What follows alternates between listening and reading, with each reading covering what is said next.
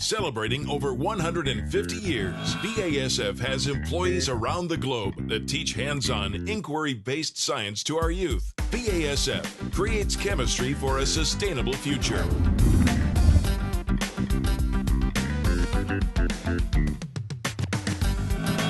Welcome to Science Club with BASF.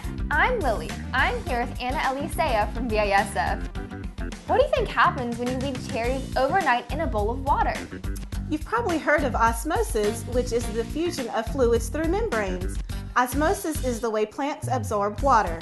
What would happen if your fruit soaks up a lot of water, but the water cannot get through the same tiny pores it came from? Let's find out. Last night, we took 3 Bing cherries like these and put them in a bowl of water to soak.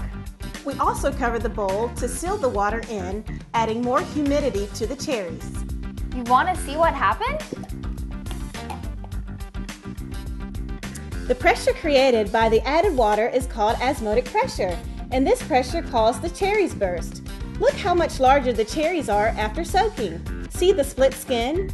Farmers sometimes observe this effect in their cherry crops in times of high rain or humidity. Go to abc11.com/Science Club to find more on this experiment and visit us on Facebook to share your results.